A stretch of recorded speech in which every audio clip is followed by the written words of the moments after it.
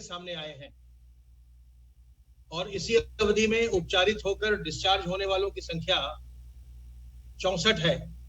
इस प्रकार 30 अप्रैल के बाद से निरंतर एक्टिव इन्फेक्शन के केस की संख्या में प्रदेश में कमी देखने को मिली है और इस समय प्रदेश में एक्टिव इन्फेक्शन के केस की संख्या घट करके 857 रह गई है।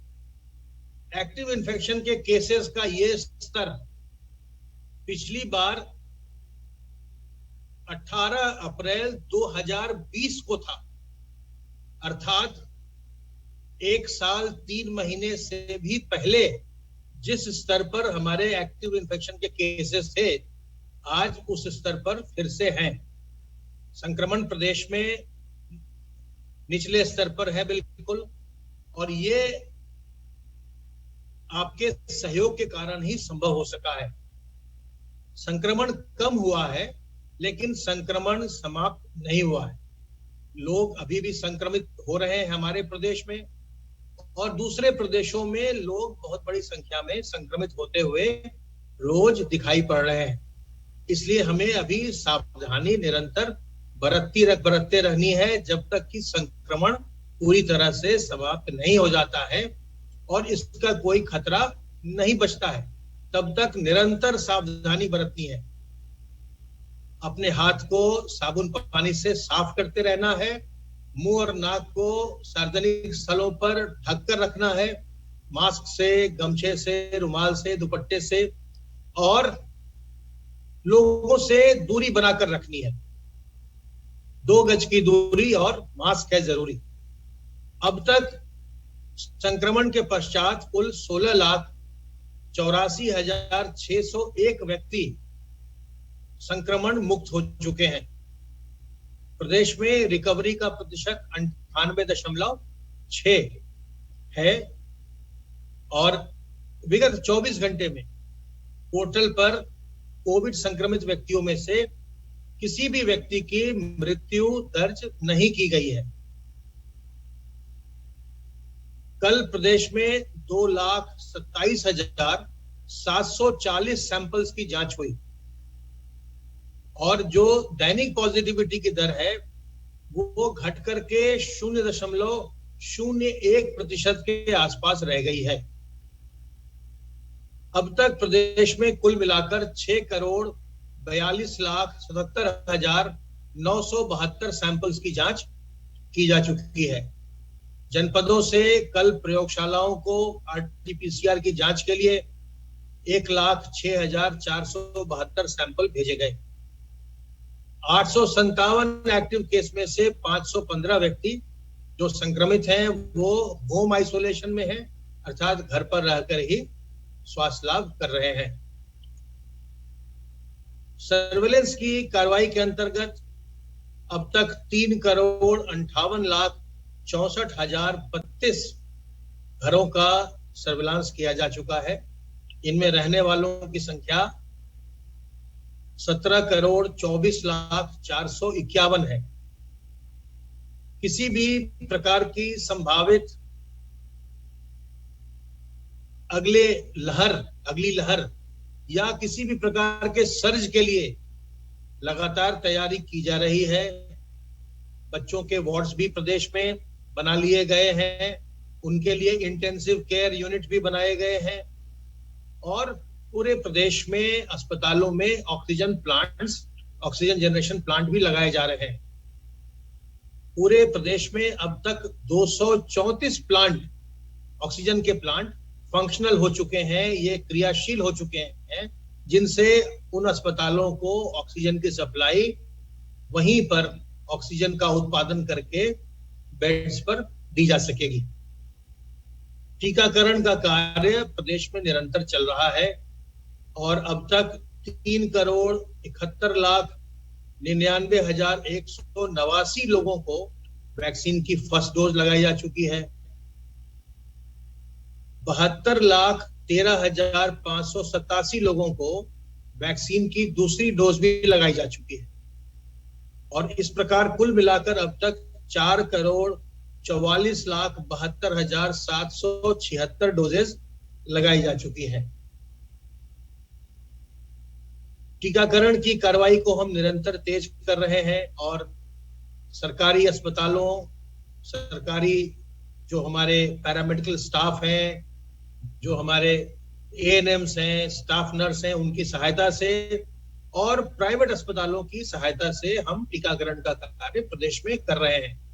जो निजी अस्पताल हैं, प्राइवेट हॉस्पिटल हैं, उनसे मेरा अनुरोध है कि आप अधिक से अधिक मात्रा में वैक्सीन की डोज लेकर के लोगों को वैक्सीनेट करने में अपना सहयोग करें। हमारे और आपके प्रयास से, सरकार के निरंतर प्रयासों से और आपके सहयोग से ये संभव हो सका है कि आज प्रदेश में संक्रमण बिल्कुल ही निचले स्तर पर है, लेकिन हमें लगातार सावधान बने रहना है। तो आप सबों से अनुरोध है कि सावधान रहिए, सतर्क रहिए, संक्रमण से बचे रहिए। किसी प्रकार की दुविधा हो, हमारे हेल्पलाइन नंबर 1800 180 5145 पर फोन करिए। सब परिवार स्वस्थ रहिए और प्रसन्न रहिए।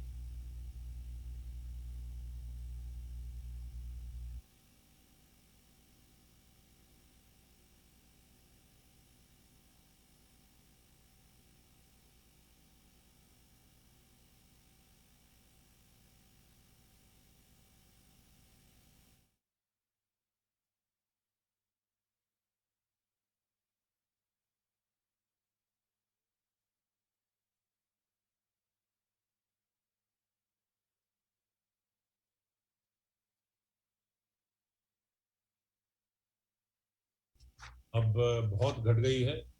जहां एक और 30 अप्रैल को 3,10,000 कुल मामले थे, आज ये मामले 1,000 से भी घटकर और कम हो गए हैं। यहाँ ये बताना है कि आज कुल 33 नए मरीज आए हैं, जबकि 64 मरीज ठीक होकर अपने घर वापस गए हैं या घर में थे तो उन्होंने ठीक होने की सूचना दी है। 23 अप्रैल को जहां ये मामले 38,000 से भी अधिक थे, आज घट के ये केवल जो है वो 33 मामले बच गए हैं। 53 जनपदों में एक भी नया केस नहीं मिला है और 22 जनपदों में ये इकाई में ही संख्या रह गई है। माननीय मुख्यमंत्री जी के निर्देशन में जो 3T के साथ साथ ट्रेस, टेस्ट और ट्रीट के साथ साथ जो अभिनव प्रयोग किए गए, जिनमें की निगरानी समितियों के माध्यम से गांव-गांव, घर-घर जा जाकर संक्रमण वाले व्यक्तियों को तलाशना और उनका टेस्ट कराना, टेस्ट की संख्या को घटने नहीं देना। टेस्ट की संख्या लगातार बढ़ाई जा रही है और उस लेवल पे उसको रखा गया है और बेहतर स्वास्थ्य सुविधाओं का सृजन करना। इसके साथ साथ दो और जो अभिनव प्रयोग किया गया वो कि आंशिक कोरोना कर्फ्यू तब लगाया गया, लोगों का मूवमेंट रोका गया। तो ये पूरी प्रक्रिया से आज जहाँ की देश में और दुनिया में, यहाँ देश में कई प्रदेश ऐसे हैं जहाँ प्रत्येक दिन 10,000 से भी अधिक मामले आ रहे हैं और उत्तर प्रदेश में जैसा आपको बताया आज केवल 33 नए मामले आए हैं।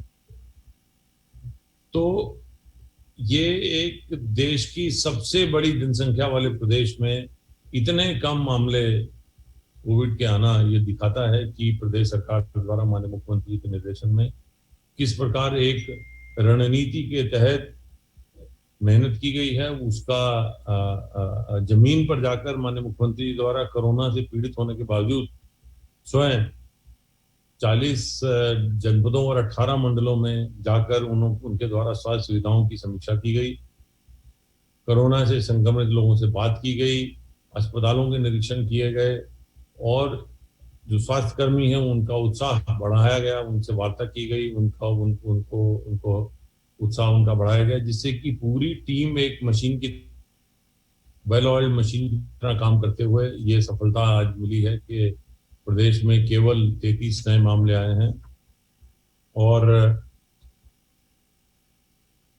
कुल जो मामले हैं उनकी संख्या भी 1000 से घट गई है।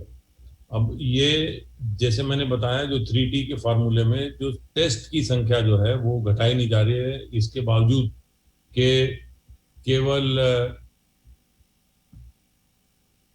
33 नए मामले आए हैं।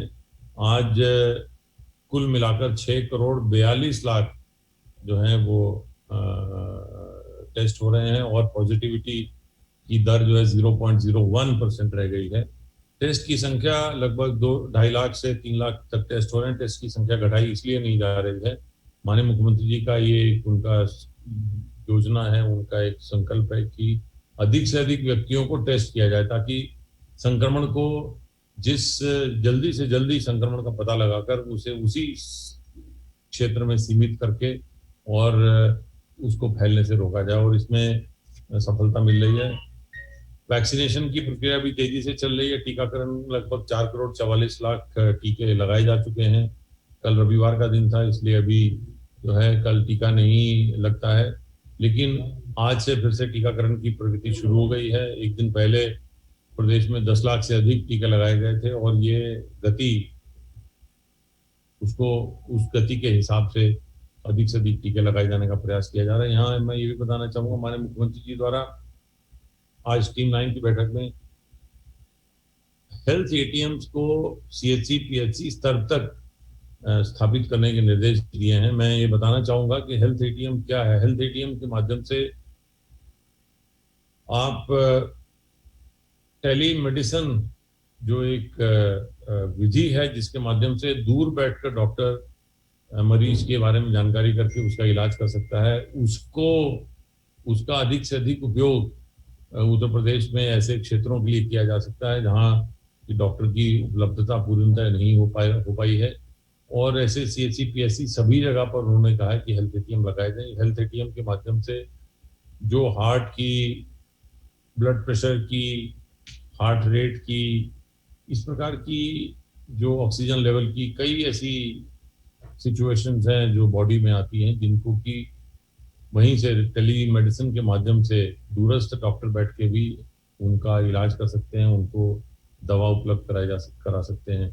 तो ये एक स्वास्थ्य सुविधाएं उपलब्ध कराने की दिशा में एक ये जो है बहुत बड़ा चमत्कारी कदम होगा, और इसके लिए माननीय मुख्यमंत्री जी द्वारा NHM के जो है उपलब्ध बजट से ये मशीनें उपलब्ध कराने को कहा है। इसके साथ साथ रोटरी और इस प्रकार के अन्य जो स्वयंसेवी संस्थाएं हैं, उनसे भी वो अपील करेंगे कि इस प्रकार के हेल्थ एटीएम्स को हमारे CHC PHC में लगाने के लिए वो सहयोग करें। इसके साथ साथ आज टीम 9 की बैठक में माननीय मुख्यमंत्री द्वारा थाना दिवस और तहसील दिवस की उपयोगिता पर भी बहुत बल दिया गया, और कहा गया कि थाना दिवस और तहसील दिवस में जो शिकायतों का निपटारा है वो गुणवत्तापूर्वक होना चाहिए। बार बार किसी भी जो प्रार्थना पत्र देने वाले व्यक्ति को बार आने की आवश्यकता नहीं पड़नी चाहिए। यदि तहसील दिवस में कोई थाना दिवस से संबंधित प्रकरण आता है तो उसे थाना दिवस भेज देना चाहिए, और अगले थाना दिवस पर उसका निस्तारण कराना चाहिए, और थाना दिवस पर अगर कोई इस प्रकार का प्रकरण आता है तो उसे अगले तहसील दिवस में भेज कर उसका निस्तारण कराना चाहिए। लोगों को जो उनकी शिकायतें हैं, जो कठिनाइयां हैं, उनको दूर करने में जो हमारे राज्य सरकार के कर्मचारी हैं, अधिकारी हैं, उनको एक बेहतर एटीट्यूड रखकर और ये सुनिश्चित कराना चाहिए कि थाना और तहसील दिवस में गुणवत्तापूर्वक प्राथमिकता के साथ जो है वो निस्तारण कराया जाए। इसके साथ साथ पूर्वांचल एक्सप्रेसवे के कामों को भी तेजी से पूरा करके जल्दी से ही उस एक्सप्रेसवे का जो है उसको शुरुआत कराने की प्रक्रिया भी तेजी से उन्होंने करने के निर्देश दिए हैं। अयोध्या के तेज विकास के लिए भी माननीय मुख्यमंत्री ने निर्देश दिए हैं। कल माननीय मुख्यमंत्री जी स्वयं भी अयोध्या भ्रमण पर गए थे, उन्होंने विकास कार्यों की समीक्षा भी की थी। अयोध्या को एक विश्व स्तरीय सांस्कृतिक नगरी बनाने के उद्देश्य से निरंतर माननीय मुख्यमंत्री जी द्वारा वहाँ पर जो स्वीकृत कार्य उनकी समीक्षा हो रही है, नए कार्य नियोजित भी किए जा रहे हैं, ताकि एक अंतर्राष्ट्रीय पटल पर एक सांस्कृतिक नगरी, एक सांस्कृतिक राजधानी के नाम से अयोध्या को जाना जाए। वहाँ यात्रियों के लिए अधिक से अधिक सुविधाएं उपलब्ध कराई जाएं और जो लोग रह रहे हैं उनके लिए भी अच्छी बेहतर नगरीय सुविधाएं उपलब्ध कराई जाएं। इन सब का प्रेजेंटेशन भी एक माननीय मुख्यमंत्री के समक्ष किया गया था और उनके द्वारा कल स्वयं भी सभी इन कार्यों की समीक्षा की गई थी। धन्यवाद।